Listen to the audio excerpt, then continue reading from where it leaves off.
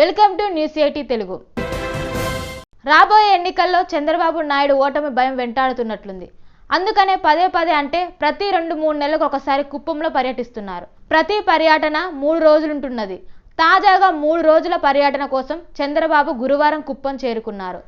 హైదరాబాద్ నుండి బెంగళూరులో దిగిన చంద్రబాబు అక్క నుండి రోడ్డు మార్గాన కుప్పంలోని గుడిపల్లికి చేరుకున్నారు.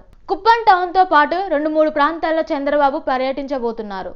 ఇక్కడ గమనించాల్సిన విషయం ఏమిటంటే నియోజకవర్గంలోని అన్ని మండలాలతో పాటు కుప్పం మున్సిపాలిటీలో వైసీపీ జెండానే ఎగురుతుంది. గడిచిన 35 ఏళ్లుగా టీడీపీ నియోజకవర్గంలో ఎదురన్నదే లేదు.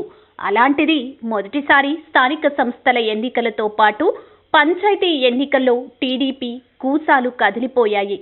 ఇదే సమయంలో రాబోయే ఎన్నికల్లో చంద్రబాబు ఓటమికి జగన్మోహన్ రెడ్డి కంకణం కట్టుకున్నారు.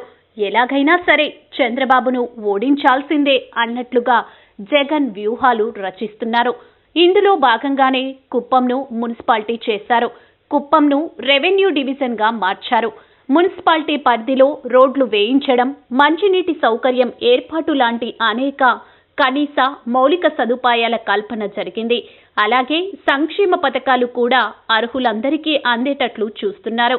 సంక్షేమ పథకాలు అందించడం, అభివృద్ధి కార్యక్రమాల అమలుకు జగన్ ప్రత్యేకంగా మంత్రి పెద్దిరెడ్డి రామచంద్రారెడ్డి, ఎమ్మెల్సీ భరత్ను నియమించారు. వైసీపీని బలోపేతం చేయడంతో పాటు చంద్రబాబును ఓడించే బాధ్యతలను జగన్ మంత్రి భరత్కు అప్పగించారు. ఇవన్నీ చూసిన తర్వాత చంద్రబాబులో ఓటమి భయం పెరిగిపోతుంది. అందుకనే గతంలో లాగా నియోజకవర్గానికి దూరంగా పట్టించుకోకుంటే ఓటమి ఖాయమని అర్థమైనట్లుంది. అందుకనే తరచూ నియోజకవర్గంలో పర్యటిస్తున్నారు. నేతలు, క్యాడర్ను కలుస్తున్నారు. గతంలో ఎప్పుడూ చూపని ప్రేమను ఇప్పుడు అందరిపైన చూపుతున్నారు.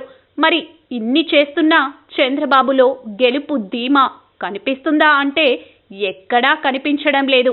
చివరికి ఏమవుతుందో ఏమో చూడాల్సిందే.